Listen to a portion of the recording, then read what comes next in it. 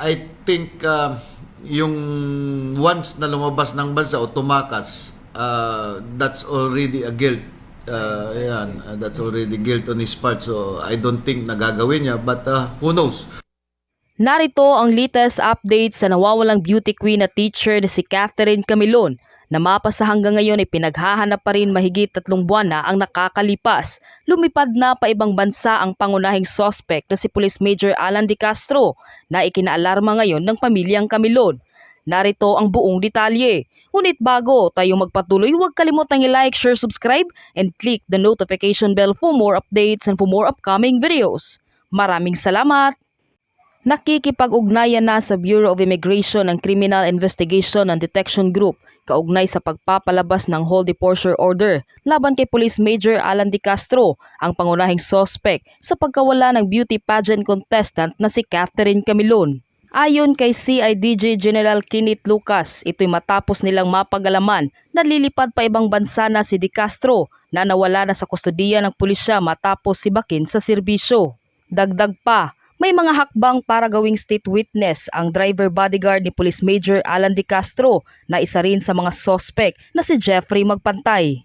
Labis naman ang pag-aalala ng pamilyang Camilon, lalo na ang ina nitong si Rose Camilon, matapos makarating sa kanya ang balita na lilipad na pa ibang bansa ang pangunahing suspect na si Major Alan De Castro.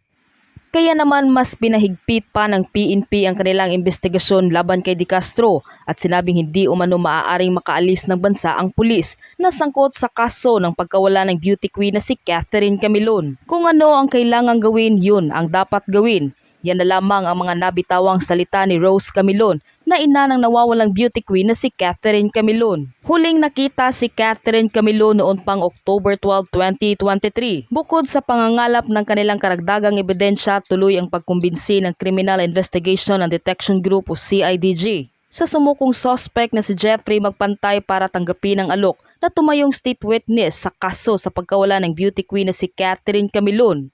Si Magpantay, ang driver bodyguard ng primary suspect na si Major Alan De Castro. Ito ay bahagi umano ng liderato ng Philippine National Police na matuldukan na ang kontrobersyal na kaso. Aminado rin ng PNP na lumiliit na ang tsansang buhay pa ang dalaga.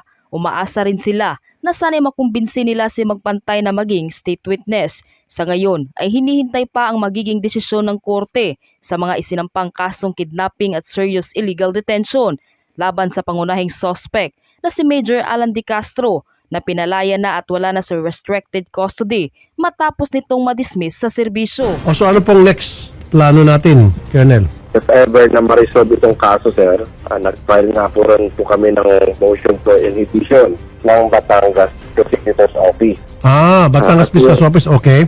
Kasi yung abogado ni Jeffrey Magpantay, sir, ay dating membro ng Batangas Fiscal's Office. Ayun. At retired judge din po ng Batangas. Kaya Ayun. pagkasunduan namin ng pamilya, sir, nailipat namin sa DOJ Regional State Prosecutor. Okay, Dito okay. po sa San Pablo. Para mawala yung agam-agam, sir, na siyempre, sir, kasamahan niya dati yun, mga fiscal. At dating judge yung abogado at kilala rin ng mga De Castro. So, ano, sir, for purposes of PI, minarapat namin, sir, na ilipat na muna. Okay. And ngayong January 22, sir, ay sasagot po yung abogado na Magpantay, pati kay De Castro. Pinagko-comment po sila ng investigating fiscal kung anong masasabi nila. Okay, very good yan. Motion namin. Colonel, isang tanong na ito pong Opo. pamilya ni Major De Castro, are they influential in Batangas? Yung tatay po dyan, sir, ay dating member po ng PNP at kasalukuyang municipal administrator po ng Tuwil Municipal Government. Yes, sir. Okay. Okay. Yes, sir. Nakikita ko na po yung mga balakid. And Yes, sir. again, Yes, sir. you're doing your best po, Colonel, and I really appreciate you. Sana po lahat ng mga pulis ay katulad po ninyo umaksyon at mag-isip. Salamat po sa inyong serbisyo, Colonel Jacinto Sir, Molina. salamat po. Salamat po, sir. Salamat po, sir, sa tulong din po ninyo, sir, sa programa po ninyo. Mabuhay po mga taga-CIDG at mabuhay po kayo, Colonel. Attorney Garrett. Yes po, sir. Okay, ang nangyari dito, nasa kustudiyan nila yung person of interest. Yes po. And then gumawa sila ng motu proprio investigation para ma-dismiss ito at mapakawalan.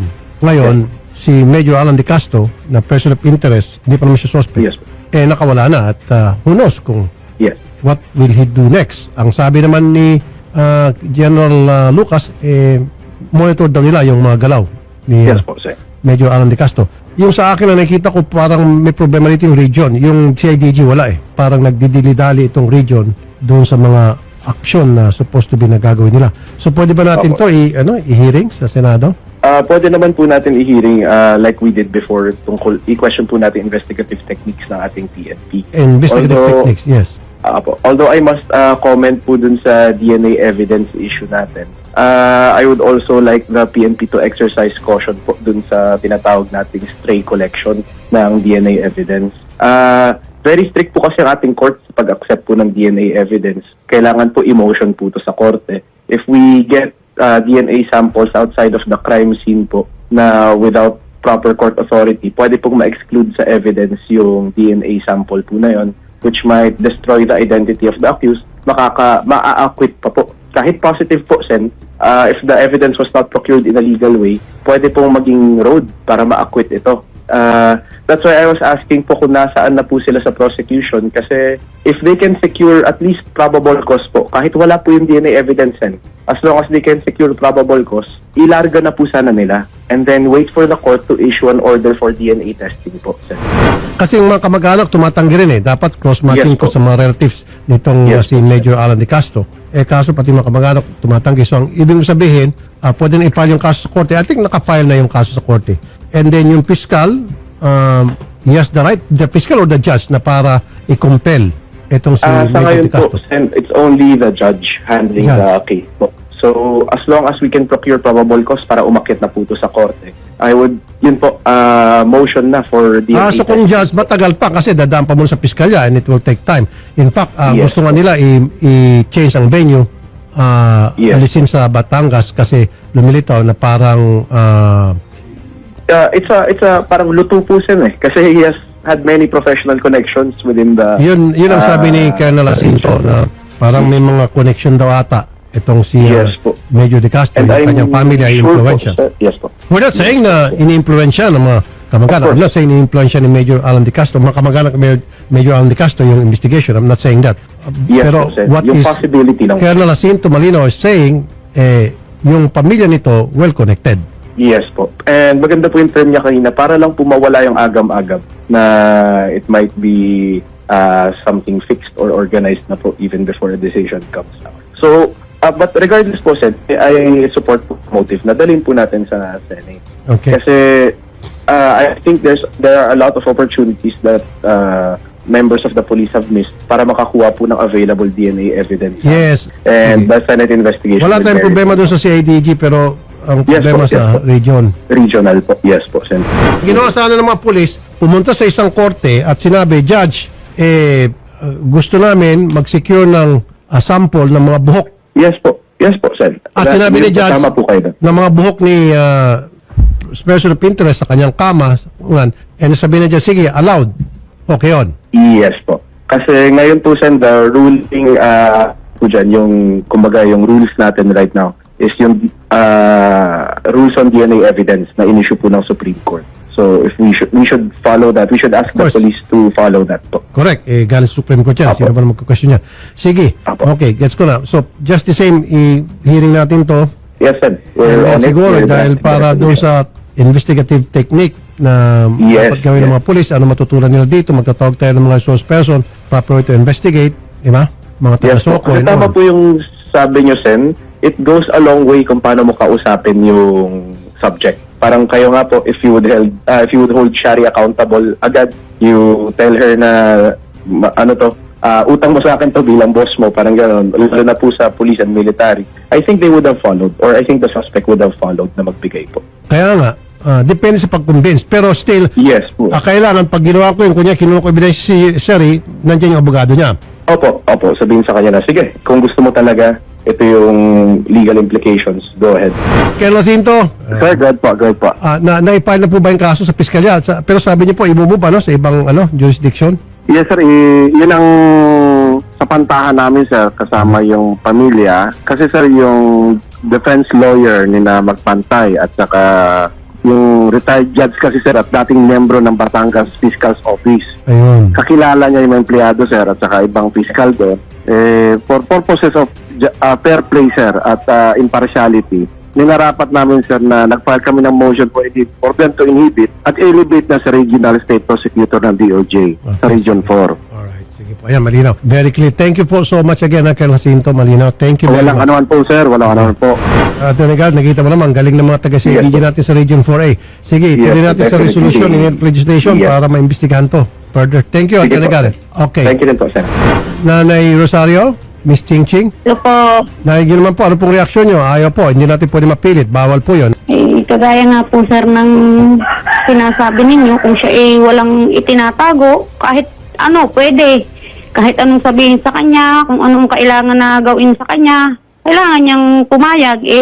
Siguro nga ho, talagang siya guilty, kaya wala ho sa kanyang makuha kahit ano. Wala hong malaman kahit ano. Wala ho siyang yun ho bang pagkukusa na ito, ganito ang gawin niyo sa akin dahil wala naman akong kasalanan. Lagi naman nga hong wala siya. Lagi hong wala siyang kahit ano, hindi magsalita. Wala na ho kaming, yun sa boses niya, hindi na ho namin narinig Ayun. I'm not saying na si Major Alan De Castro ay guilty. I'm not saying that. What we're saying is, kung wala kayo tinatago at gusto mo malinis ang pangalan mo, this is for your own benefit. Kasi kung talagang gusto mo malinis ang pangalan mo, yung imahe pinoprotektahan mo, na pagbintangan ka lang, you will submit to any request for evidence extraction for you na para i-cross match doon sa crime scene na nakuha. Kasi wala kang tinatago. Yun ang sinasabi din, nag-agree doon sa ating nanay. Okay? Din po. So, yun nga ang kasabihan. Alam na this. Alam mo din, opo. Kahit po wala siyang... Diba yung sinasabi sa mga, mga netizen. Sige po, tinututukan po namin to. Nakita niyo naman po, Nay, hindi namin binibitiwan. Opo, Tuloy-tuloy pa rin po tutok namin. Salamat po, Nay. Thank you po. Thank you po, Ms. Ching Ching.